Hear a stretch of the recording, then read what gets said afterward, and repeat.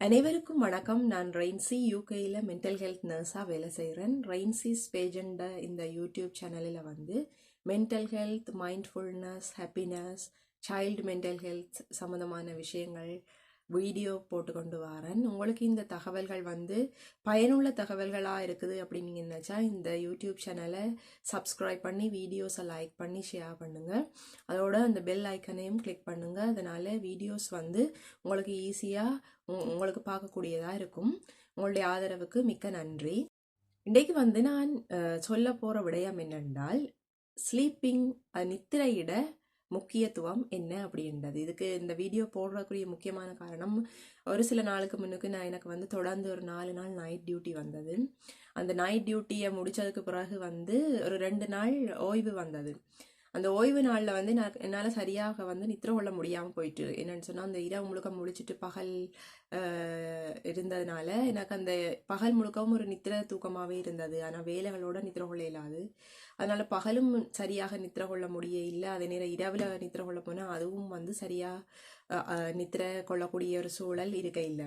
அதனால ஒரு டயர்டான ஒரு நிலைமை, ஒரு டல்லான ஒரு ஒரு நாட்களாக இந்த கடந்த சில நாட்கள் போயிட்டு, அப்போதான் எனக்கு இந்த நித்திரையிட முக்கியத்துவம் என்ன, இந்த நித்திரை குழம்புறதுனால என்னென்ன பிரச்சனைகள் எல்லாம் வருகுது அப்படின்றத பற்றி ஒரு வீடியோ போடணும் அப்படின்ட்டு ஒரு எண்ணம் வந்தது. அதன் விளைவாக தான் இந்த வீடியோ போடுறேன். இது வந்து ஸ்லீப்பிங் டிஃபிகல்ட்டி அல்லது நித்திரையின்மை, தூக்கமின்மை சம்பந்தமான பிரச்சனைகளுக்கு காரணம் என்ன, அதை எப்படி நாங்கள் வந்து நிவர்த்தி செய்யலாம் என்ற சம்பந்தமான வீடியோ. ஒரு மனிதனுக்கு வந்து நித்திரை ஏன் அவசியம் அப்படி என்று சொன்னா, ஆராய்ச்சிகள் மூலமா சொல்லுறாங்க ஒரு மனிதனுக்கு சராசரியா 8 மணித்தியாலம் ஒரு மனிதன் நித்திரை கொள்ள வேண்டும் என்று சொல்லி. அப்போதான் அந்த மனிதன் உடம்பும் அந்த மனமும் வந்து ஒரு சீரான ஒரு நிலையில இருக்கும். அதுக்கு இந்த நித்திரையிட முக்கியத்துவம் சரியான ஒரு இன்றியமையாத ஒரு விடயமா இருக்குது. 8 மணித்தியால நித்திரை அதை விட குறைவா இருந்தாலோ அல்லது 8 மணித்தியாலத்தை விட கூடவா இருந்தாலோ அது வந்து ஒரு ஆரோக்கியமான ஒரு நித்திரை இல்லை. குறைவா இருந்தாலும் பிரச்சனை, கூடவாக இருந்தாலும் பிரச்சனை. ஆகவே சராசரியா ஒரு மனிதன் 8 மணித்தியாலம் நித்திரை கொள்ள வேணும். அந்த 8 மணித்தியாலத்தை நாங்கள் பிரிச்சு கொள்ளலாம். ஒரு வேளை எங்களுக்கு பகல்ல தொடர்ந்து 8 மணி, இரவுல தொடர்ந்து 8 மணித்தியாலம் நித்திரை கொள்ள முடியலை என்று சொன்னா பகல் இரவு பிளஸ் நேரத்தை பிரிச்சு கொண்டு மொத்தமா ஒரு 24 மணித்தியாலத்துல 8 மணித்தியால நித்திரை எங்களுக்கு கட்டாயம் தேவை. இது வந்து எங்களோட உடல் ரீதியாகவும் எங்களோட மன ரீதியாகவும் ஒரு புத்துணர்ச்சியுடன் வாழ்றதுக்கு உதவி செய்யுது. எப்படி என்று சொன்னா, எங்களோட உடல் வந்து ஒரு வேலைகள் செய்து களைப்படைஞ்சு போயிருக்கிற நேரம் இந்த நித்திரை வந்து எங்களுக்கு உடலுக்கு ஒரு புத்துணர்ச்சி தருது. அது எப்படி மனதுக்கு புத்துணர்ச்சி தருதுன்னு சொன்னா, எங்களோட உடல்ல சில ஹோமோன்கள் சுரக்குது. ஸ்ட்ரெஸ் ஹோமோன், ஹாப்பி ஹோமோன்ஸ் அப்படின்ட்டு. அந்த ஹோமோன்களோட சீராக்கத்துக்கு, அதோட தொழிற்பாடுகளை ஒரு சீரா கொண்டு போறதுக்கு இந்த நித்திரை வந்து அவசியம். நித்திரை குழம்பிட்டு சொன்னா இந்த ஹோமோன்கள் சுரக்கிற அளவுகளும் கூடி குறையும், அதோட தொழிற்பாடுகளும் ஒரு சீராக இருக்காது. ஆகவே இந்த ஹோமோன்கள் வந்து கூடி குறைஞ்சு சீரா இல்லை என்று சொன்னா அது எங்களோட மன நலத்தை பாதிக்கும். எங்களுக்கு வந்து எங்களோட வேலையில் கான்சென்ட்ரேட் பண்ண இல்லாமல் போகும். எங்களுக்கு சரியான ஸ்ட்ரெஸ்ஸாக இருக்கும். வார பிரச்சனைகளை சமாளிக்கிறதுக்குரிய அந்த மன தைரியமும் அந்த ஆக்டிவ் நிலையும் எங்களுக்கு இல்லாமல் போகும். ஆகவே நித்திரை வந்து மிக மிக அவசியமான ஒரு செயற்பாடு. எங்களுடைய உடம்பும் வந்து இந்த இரவு பகலண்ட ஒரு விடயத்துக்கு இசைவாக்கம் அடைஞ்சிருக்குது. இரவண்டா டார்க்கா இருக்குது, பகலண்டா பிரைட்டா இருக்குது. இது வந்து எங்களோட கண்ணுக்கு மட்டும் இல்ல, எங்களோட மனதுக்கும் வந்து இதை பற்றின ஒரு ஒரு புரிதலோட தான் அதுவும் இயங்கி கொண்டிருக்கு. என்னன்னு சொன்னா, இந்த பகலண்டு சொன்னா நாங்க வேலை செய்ய வேணும், எல்லா ஆக்டிவிட்டியிலையும் ஈடுபட வேணும் என்றதும், இரவண்டு சொன்னா படுத்து நித்திர கொள்ளணும் இப்படின்றதுக்கு எங்களோட உடம்பு மட்டும் இல்ல மனசும் வந்து அப்படியே பழக்கப்படும். இதை சர்க்காடியன் ரிதம் அப்படின்னு சொல்றாங்க. ஒருவேளை இந்த சர்க்காடியன் ரிதம் குழம்பிட்டு அப்படின்னு சொன்னா, உதாரணமா இப்ப நாங்கள் வந்து ஒரு வேலை செய்யறோம், எங்களோட வேலை இரவு நேரத்து வேலை, இரவுல முழுக்க முழிச்சிருக்கணும், பகல்ல எங்களுக்கு நித்திர கொள்ளலாம் அப்படின்னு சொன்னா அந்த உடம்பும் மனமும் வந்து குழம்பிடும். ஏன்னா அது ஏற்கனவே ஒரு விஷயத்துக்கு பழக்கப்பட்டிருக்கு. அந்த விஷயத்தை நாங்க மாத்தும் பொழுது அதுக்கும் ஒரு கன்ஃபியூஷன் ஒன்று வந்துடும். என்ன இது, நாங்க நித்திர கொள்ள வேண்டிய நேரத்துல முழிச்சிருக்கிறோம், முடிச்சிருக்க வேண்டிய நேரத்துல நித்திர கொள்றோம், அது வந்து ஒரு கன்ஃபியூஷன் வந்து எங்களோட உடலும் மனதும் ரெண்டுக்கும் வரும். இதனாலதான் இந்த நித்திரை வந்து எங்களோட ஆக்டிவிட்டீஸ்ல ஒரு பாதிப்பை ஏற்படுத்துவாங்க. அந்த டைமுக்கு நாங்கள் நித்திரை கொள்ளவில்லை என்று சொன்னா அது எங்களை வந்து அஃபெக்ட் பண்றதுக்கு காரணம் இந்த சர்க்காடியன் ரிதம். ஒரு ஆராய்ச்சியில வந்து இந்த நித்திரையிட முக்கியத்துவம் பற்றி அறிகிறதுக்காக ஒரு ஆராய்ச்சி ஒன்று செய்தாங்களாம். என்னன்னு சொன்னால், ஒரு குறிப்பிட்ட அளவு மக்களை தொடர்ச்சியாக முழித்திருக்கவே வச்சிருந்தாங்களாம் அந்த ஆராய்ச்சியில. அதாவது அவங்க நித்திரையே கொள்ளாமல் 3 நாட்களா தொடர்ந்து அவங்க முழித்து கொண்டே இருக்க வேண்டும். அவங்க முழிச்சிருக்கிறதுக்கு ஆக்டிவிட்டிஸ் பண்ணி பண்ணி பண்ணி அல்லது அவங்கள நித்திர கொள்ள விடாம அந்த 3 நாட்கள் தொடர்ந்து முழித்திருக்க வச்சிருந்த விளைவு எப்படி இருந்ததுன்னு சொன்னா, அந்த 3வது நாளுக்கு பிறகு அந்த மக்கள் சரியான ஒரு ஒரு டிப்ரெஸ்டான ஒரு வெரி வெரி ஸ்ட்ரெஸ்ஸான ஒரு ஆக்களா காணப்பட்டாங்களாம். அவங்களோட மென்டல் ஹெல்த் வந்து சரியான ஒரு அஃபெக்ட் ஆகி இருந்ததாம். அவங்க சாதாரணமான மனிதர்கள் தான். அவங்க அந்த ரிசர்ச்சுக்கு ஆதரவு தெரிவிச்சு அந்த இதுக்கு போயிருக்கிறாங்க. போய் அதை செய்த அந்த 3வது நாளோட விளைவு வந்து அவங்க தெரிவிச்சிருக்கிறாங்க. அவங்க சரியான அந்த ஒரு இயக்க நிலையில இல்லை. அவங்க சரியா டிப்ரெஸ்ட் ஆகியிருக்காங்க. உடல் ரீதியான சோர்வு மட்டும் இல்லை, மன ரீதியாகவும் அவங்களுக்கு அந்த நித்திரை இல்லாத அந்த நிலைமை வந்து ஒரு பெரிய ஒரு மாற்றத்தை ஏற்படுத்தினது. ஒரு நாள்ல 8 மணித்தியாலும் நித்திரை கொள்ற ஆளோட ஒப்படைக்கல அந்த நித்திரையே இல்லாம முழித்து கொண்டிருக்கிற ஆக்கள் அல்லது ஒரு நித்திரையில ஒரு ஒழுங்கில்லாமல் இருக்கிறாக்கள்ன்ற அந்த மனநலம் வந்து ஒரு பெரிய ஒரு வித்தியாசமாக இருந்ததை அந்த ஆராய்ச்சி மூலமாக கண்டுபிடித்திருக்கிறாங்க. அப்ப இந்த நித்திரை வந்து குழம்புறதுக்கு என்னென்ன காரணங்களா இருக்கலாம் என்று சொல்லி நான் சொல்றேன். முதலாவது ஒரு காரணமாக இருக்கலாம் நாங்கள் செய்யற வேலையிட தன்மை. சில பேருக்கு வந்து பகல் வேலை மட்டும்தான், அவங்களுக்கு இரவுல வேலை வராது. ஆகவே அவங்க இரவுல நித்திரை கொள்ளலாம். அப்ப பகல் முழுக்க அவங்களோட உடம்பு வந்து வேலை செய்யறதுக்கு ஏற்றதாகவும் இரவுல படுக்கிறதுக்கு நித்திரை கொள்றதுக்கு ஏற்றதாகவும் இசைவாக்கம் அடைஞ்சிடும் உடம்பும் மனமும். சில பேரோட வேலை வந்து இரவுல மட்டும் வேலை செய்யறது, பகலில் அவங்க நித்திரை கொள்ளலாம். முழுக்கம் அவங்களோட வேலை எல்லா நாளுமே இரவுல மட்டும்தான் இருக்கும். அப்ப அந்த உடம்பு வந்து என்ன செய்யும்னா அந்த இரவை வந்து பகலாக கருதும், பகலை வந்து இரவா கருதும், சர்க்காடியன் ரிதம். அப்ப அவங்க வந்து இரவு முழுக்க முழித்திருந்து வேலை செய்தாலும் பகல்ல வந்து அவங்களால ஈஸியா நித்திரை கொள்ளக்கூடியதா இருக்கும். அது கூட ஓரளவுக்கு பரவாயில்லை. ஆனா சில ஆக்களுடைய வேலையை எடுத்துக்கொண்டா அவங்களுக்கு இரவு தான் வேலை பகல் தான் வேலை என்று தெளிவாக சொல்ல முடியாது. உதாரணமா என்னோட வேலை, நான் நர்ஸ் என்றதுனால எனக்கு சில நாட்கள்ல வந்து பகல்ல வேலை வருது, சில நாள்ல பார்த்தா இரவுல வேலை வருது. அப்ப இது ரெண்டுக்கும் இடையில ஒரு ஒரு கன்ஃபியூஷன் இருக்குது. அந்த கன்ஃபியூஷன் காரணமா வந்து என்னன்னு சொன்னா ஒரு ஒரு ஒரு குறிப்பிட்ட டைம்ல வந்து எனக்கு வந்து நித்திரை வந்து ஒரு பிரச்சனையாகவே இருக்கும்.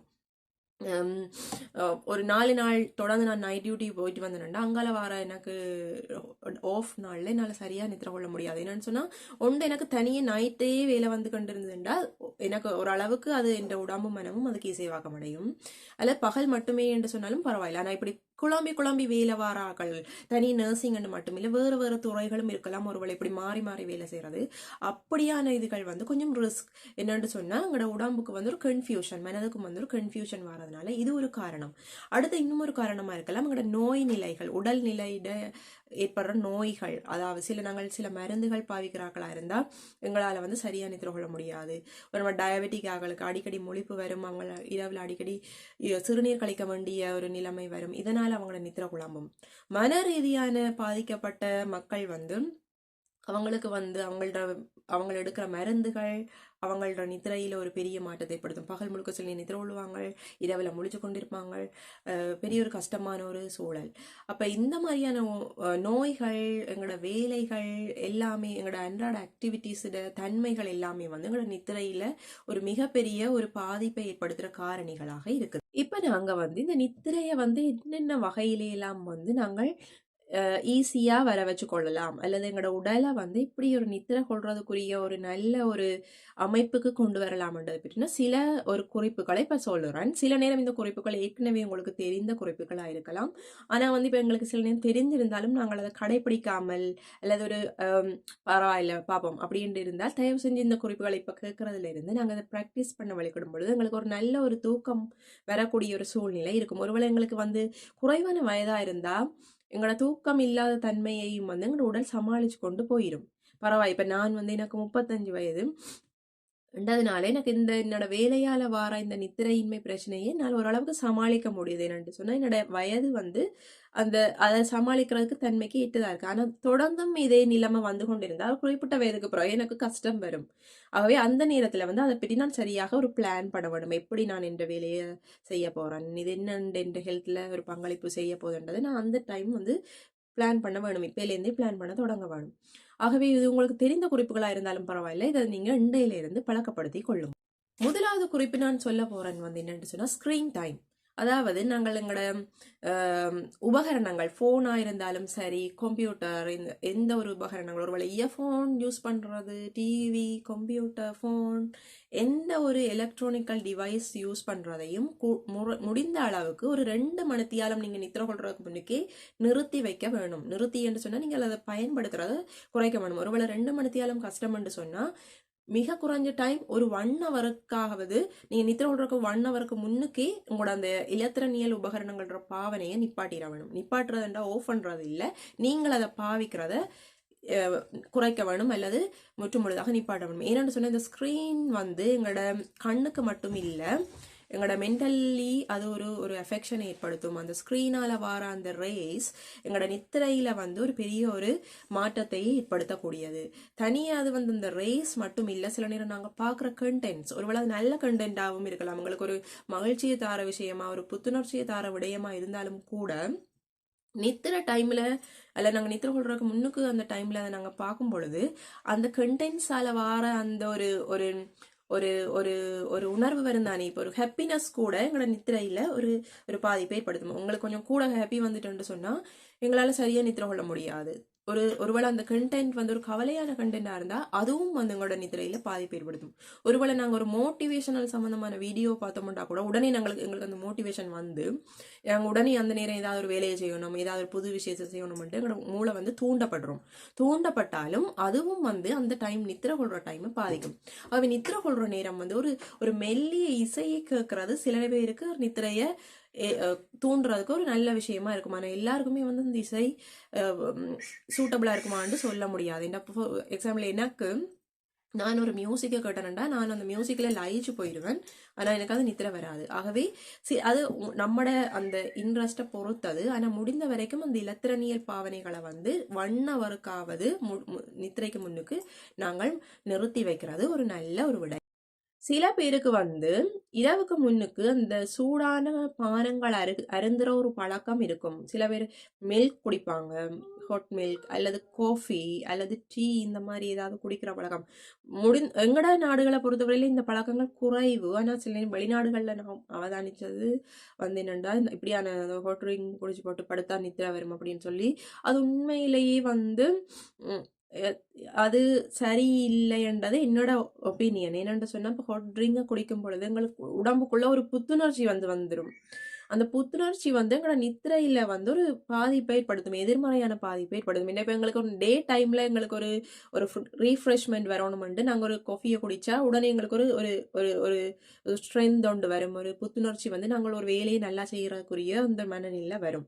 ஆனால் அதே இதை நாங்கள் இரவுல செய்யும் பொழுது அது எங்களை நித்திரையை குழப்பி எங்களை ஒரு ஆக்டிவான ஸ்டேட்டுக்கு கொண்டு போயிடும். ஆகவே முடிந்த வரைக்கும் ஹாட் ட்ரிங்க்ஸை வந்து நைட்ல பயன்படுத்தாமல் இருக்கிறது, குடிக்காமல் இருக்கிறது நல்லமன்றது என்னுடைய ஒப்பீனியன். ஆனால் சில பேருக்கு அது எதிர்மறையாகவும் வேலை செய்யுது. சில பேர் குடிச்சாதான் நித்திர கொள்வாங்க, அப்படி என்ற ஒரு நிலைமையும் இருக்குது. ஆகவே இது ஒவ்வொரு ஆக்களையும் பொறுத்தது. ஆனால் என்னோட அட்வைஸ் என்னன்னு சொன்னா முடிந்த வரைக்கும் தவிர்க்கிறது நல்லது. இரவு படுக்கிறதுக்கு முதல் நாங்கள் ஒரு பாத் தொண்டு எடுக்கலாம், ஒரு ஷவர்.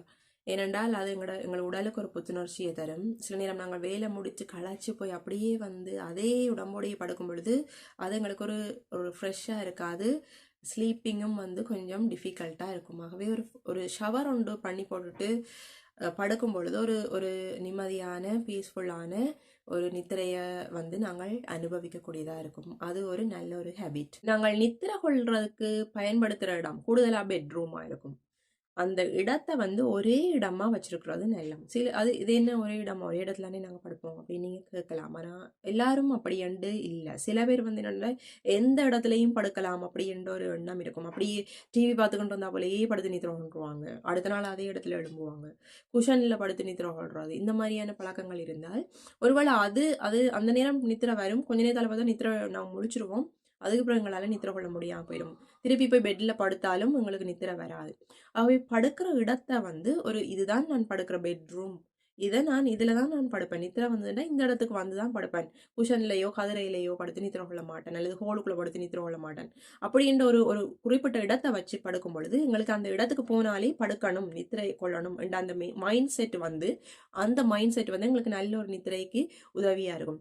அடுத்து இந்த இடத்தையும் வந்து நாங்கள் ஒரு ஒரு அமைதியான ஒரு காமான ஒரு இடமா வச்சிருக்க வேணும். நிறைய சாமான்களை எல்லாம் கொண்டு வந்து அடைஞ்சு பார்க்குற இடம்லாம் சாமானா இருக்குது, ஒரு டைடி இல்லாமல் இருக்குது அப்படின்னு சொன்னால் அதுவும் ஒரு விலங்குட நித்திரையில் பாதிப்பு ஏற்படுத்தலாம். ஆகவே பெட்ரூம்ஸில் வந்து பொருட்களோட அளவை குறைத்து ஒரு ஒரு நாங்கள் பார்க்குற இடத்துல ஒரு அமைதியான படங்கள் அல்லது ஒரு டிம் லைட், அந்த அந்த டிம் லைட்டும் வந்து ஒரு ஒரு கிரீன் கலர் ஒரு காம் ப்ளூ கலர்ல இருந்தால் அந்த டிம் லைட் வந்து எங்களுக்கு நித்திரைய கூட்டும். இதே இது ஒரு ரெட் கலர் அல்லது ஒரு கோல்டன் yellow கலரான டிம் லைட்டா இருந்தால் அது வந்து எங்களோட நித்திரைக்கு ஹெல்ப் பண்ணாது, அது வந்து எங்களோட நித்திரைய தடுத்து விட்டுரும். அவை இந்த பெட்ரூமை எப்படி மாடிஃபை பண்றது என்றதும் வந்து நித்திரையில ஒரு பங்களிப்பு செலுத்துது. அதே நேரம் எங்களோட பெட் வந்து ஒரு கம்ஃபர்டபுளான பெட்டா இருக்கணும். படுக்கிற மெத்தை ஒரு சாஃப்டான பிலோ, இந்த மாதிரியான விஷயங்களும் வந்து எங்களோட நித்திரைக்கு முக்கியம். நாங்கள் பெட்டில் தான் படுக்கணும் இல்லை, ஒரு வேளை நாங்கள் தரையில் பாய் விரித்து படுக்கிறோம்னு சொன்னாலும் கூட அதுக்கண்டு நாங்கள் பயன்படுத்துகிற பொருட்கள் வந்து ஒரு நல்ல ஒரு நிலையில் இருக்கிறது முடிந்த வரைக்கும் நாங்கள் அதை கவனிக்கிறதும் ஒரு நல்ல விடயம். நாங்கள் நித்திரை கொள்கிற இடம், அதாவது எங்களோட பெட்ரூம் வந்து சத்தம் சந்ததி இல்லாத இடமா இருக்கணும். அதாவது எங்களோட ஹோலுக்கு பக்கத்தில் இருந்தால் அது எங்களுக்கு கூட சத்தமான ஒரு இடமா இருக்கும். ஆகவே முடிந்த வரைக்கும் இந்த படுக்கை அறைகள் வந்து ஒரு படுக்கை அறைகளில் வந்து தேவையற்ற சத்தங்கள் இல்லாத மாதிரியான ஒரு அமைதியான ஒரு இடமா இருக்க வேணும்.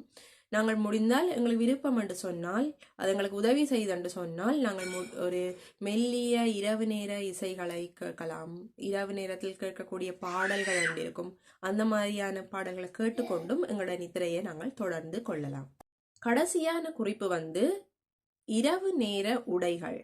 அதாவது இப்போ பெண்களுக்கு நைட் ட்ரெஸ், நைட்டி, கவுன், ஷோட்டி அந்த மாதிரி எல்லாம் இருக்கும். அதே மாதிரி ஆண்களுக்கும் வந்து நைட்டு கண்டு சில கம்ஃபர்டபுளான உடைகள் இருக்குது.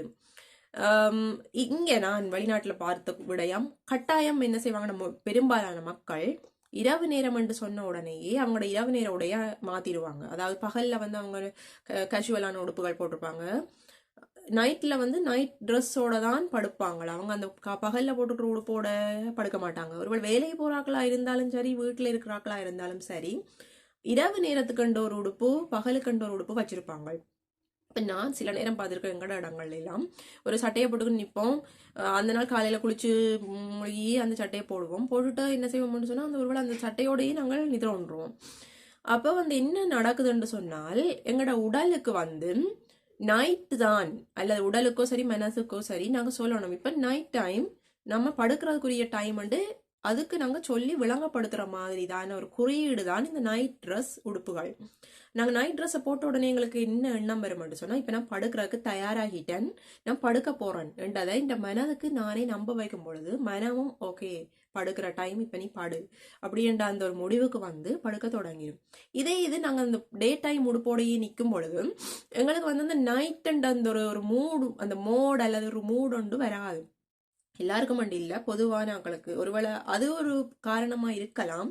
இதை நீங்க முயற்சி செய்து பாருங்க, வித்தியாசம் இருக்கா அப்படின்ட்டு நீங்களே உணர்ந்து கொள்ளலாம். அதாவது பகல் நேர உடுப்போட படுக்காமல் இரவு கொண்டு கம்ஃபர்டபுளான உடுப்புகளை வச்சிருக்கணும், அது 1-2 அப்படி வச்சிருந்து அதை போட்டு படுக்கைக்குள்ள எங்களுக்கு ஒரு ஒரு ஒரு சேஞ்ச் வருது. அதாவது பகலண்ட நிலையிலிருந்து நான் இப்போ இரவண்ட ஒரு விஷயத்துக்குள்ள போறேன், அதுக்கு நான் தயாராகிட்டேன், உடல் ரீதியா மன ரீதியா தயாராகிட்டேன் என்ற ஒரு ஒரு விஷயம் தெளிவாகும் பொழுது, அந்த தெளிவங்களோட மனதுக்கும் வரும் பொழுது மனமும் வந்து நிம்மதியா படுக்கும். ஆகவே